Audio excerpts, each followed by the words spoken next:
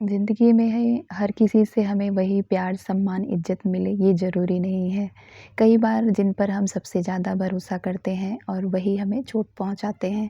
लेकिन ऐसे समय में खुद को दुखी करना और टूट जाना कोई हल नहीं होता उस समस्या का। ऐसे समय में खुद को कैसे सँभालें और अपने आप को स्ट्रॉन्ग कैसे बनाएँ, आइए आज उसी टॉपिक पे हम बात करते हैं। हेलो एवरीवन, आपका स्वागत है मेरे ब्लॉग में। तो पहला टॉपिक है खुद से रिश्ता मजबूत कीजिए। दूसरे लोग आपको कैसे ट्रीट करते हैं यह उनके बारे में बताता है, आपके बारे में नहीं। इसलिए अपने दिल को ये मत मानने दीजिए कि आप कमज़ोर हैं या किसी के भरोसे और सम्मान के लायक नहीं हैं। आप ये सोचिए कि सामने वाले के पास जो है ही नहीं वो आपको कैसे दे सकता है। तो दूसरे टॉपिक पे आते हैं, अगर कोई बार-बार आपको तकलीफ़ देता है, तो खुद के लिए एक बाउंड्री बनाइए, सीमाएँ तय कीजिए। दूरी कभी-कभी दूरी बनाना ज़रूरी हो जाता है और ये कोई ईगो की बात नहीं है, ये एक आत्मसम्मान की निशानी होती है कि जहाँ हमें वो कद्र और प्यार ना मिले, लोग भले ही उसे ये लें कि इसमें घमंड आ गया है, ये अब ऐसा करने लगी है, लेकिन वो चीज़ उस समय के लिए बहुत ज़रूरी हो जाती है। इससे आप अपने आप को इमोशनली प्रोटेक्ट कर सकते हैं।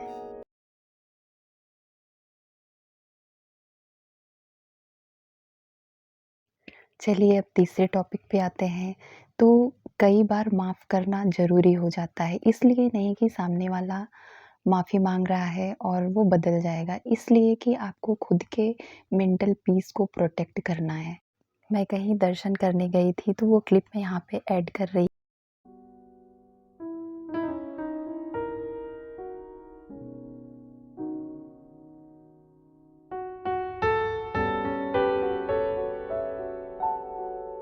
चलिए फिर ब्लॉग में आगे बढ़ते हैं। आप माफ़ कीजिए लेकिन ये सोच कर कि मेरे मेंटल पीस के लिए ये चीज़ बहुत ज़रूरी है।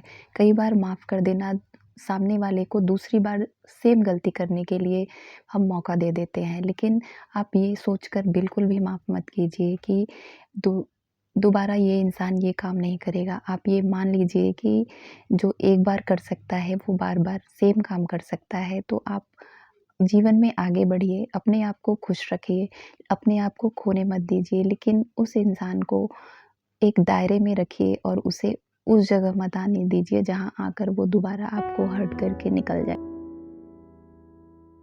फिर दर्शन करके आई मैं तो फटाफट यहाँ पे मैं दोपहर का खाना बनाने में लग गई और आज मैंने हरे चने का निमोना बनाया था।